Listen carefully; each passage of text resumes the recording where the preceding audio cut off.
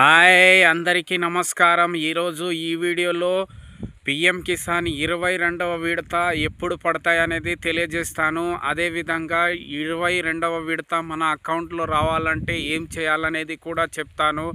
కావున వీడియో అనేది స్కిప్ చేయకుండా ఫస్ట్ నుంచి చివరి వరకు చూడండి. అదేవిధంగా లైక్ చేయండి మరియు సబ్స్క్రైబ్ కూడా చేయండి. మీరు చేసే లైక్ సబ్స్క్రైబ్ వల్ల నాకు చిన్న ఇన్స్పిరేషన్స్ లభిస్తుంది. అదేవిధంగా అగ్రికల్చర్కి సంబంధించిన ఏమైనా వీడియో కావాలన్నా నాకు కామెంట్ రూపంలో తెలియజేస్తే అలాంటి వీడియో మీ కొరకు అప్లోడ్ చేస్తాను.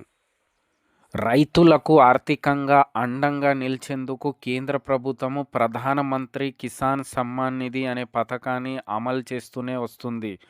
సో అర్హులైన రైతులకు సంవత్సరానికి 6,000 రూపాయలు చొప్పున, అలాగే 3 విడతలుగా సంవత్సరంలో 3 సార్లుగా 4 నెలలు గ్యాప్ ఇచ్చుకుంటూ మనకు రైతుల యొక్క అకౌంట్లో డబ్బులు వేయడం జరుగుతూనే వస్తుంది.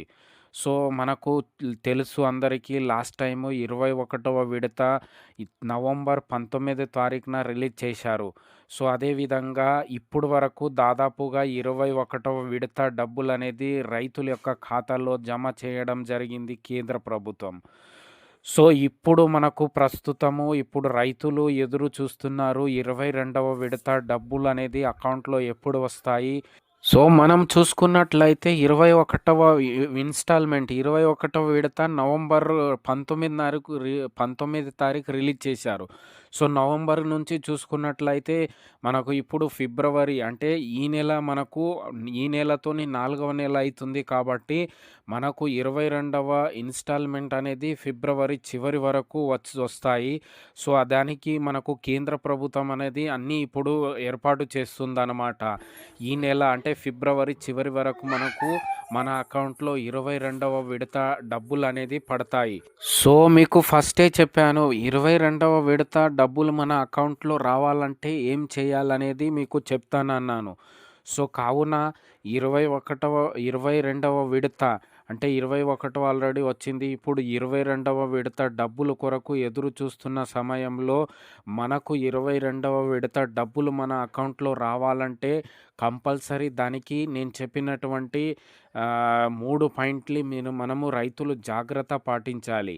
సో అందులో చూసుకున్నట్లయితే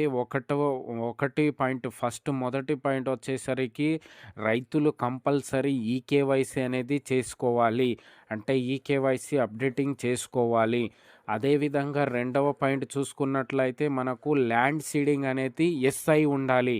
మనకు స్టేటస్ చెక్ చేసినప్పుడు మన అకౌంట్కి ల్యాండ్ సీడింగ్ అనేది ఎస్ అయి ఉండాలి. నో అని ఉంటే మన మండలంలో వెళ్ళి ఎంఆర్ఓ పటవారీస్ దగ్గర వెళ్ళి మన భూమి వివరాలు సంప్రదించినట్లయితే అది మన ఆటోమేటిక్ ల్యాండ్ సీడింగ్ అనేది ఎస్ వస్తుంది. అది ఎస్ ఉన్నట్లయితేనే మనకు కంపల్సరీ 22వ విడత డబ్బులు పడతాయి. అదేవిధంగా మూడవ పాయింట్ వచ్చేసరికి ఆధార్ కార్డుకి బ్యాంక్ అకౌంట్కి లింక్ అయి ఉండాలి.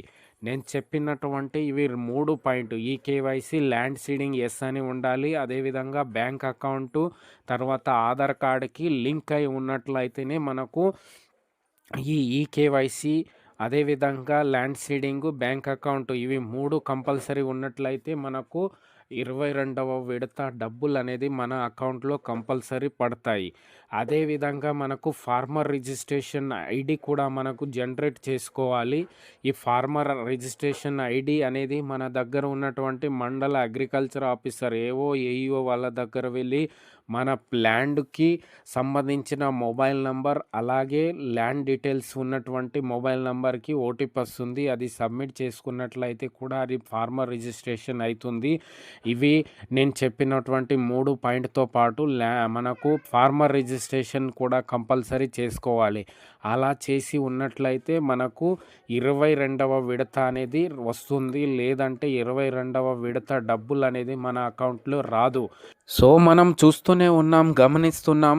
మనం చూసుకున్నట్లయితే 19 విడత, అలాగే 20 విడత, 21వ విడత చూసుకున్నట్లయితే ఇట్లా విడతల వారీగా చూసుకున్నట్లయితే దాదాపు ఈ స్కీమ్లో అంటే ప్రధానమంత్రి కిసాన్ సమ్మాన్ నిధి యొక్క స్కీమ్లో రైతులు విడతల వారీగా వారి సంఖ్య అనేది తగ్గిపోవడం జరుగుతుంది. దీనికి కారణం ఏంటి అంటే కరెక్ట్ మనకు ఇంతకుముందు చెప్పిన విధంగా ఈ కేవైసీ కానీ, ల్యాండ్ సీడింగ్ కానీ, తర్వాత తర్వాత బ్యాంక్ అకౌంట్ ఇవన్నీ ఏదైనా మిస్టేక్ ఉన్నటువంటి వాళ్ళకు ఈ పీఎం కిసాన్ డబ్బులు సమ్మాన్ నిధి పథకం యొక్క డబ్బులనేది రావట్లేదు. కాబట్టి నేను చెప్పినటువంటి ఈ KYC, land seeding, account, Aadhaar linked ఇవన్నీ కంపల్సరీ చేసి ఉన్నట్లయితే 22వ విడత అకౌంట్‌లో పడతాయి. లేకుంటే డబ్బులనేది రావు. కంపల్సరీ మనకు ఈ నెల చివరికి ముందు మనం ఇవన్నీ కంప్లీట్ చేసుకున్నట్లయితే ఈ నెల చివరి ఫిబ్రవరి చివరి వరకు మనకు మన అకౌంట్‌లో 22వ విడత డబ్బులనేది వస్తుంది. ధన్యవాద్.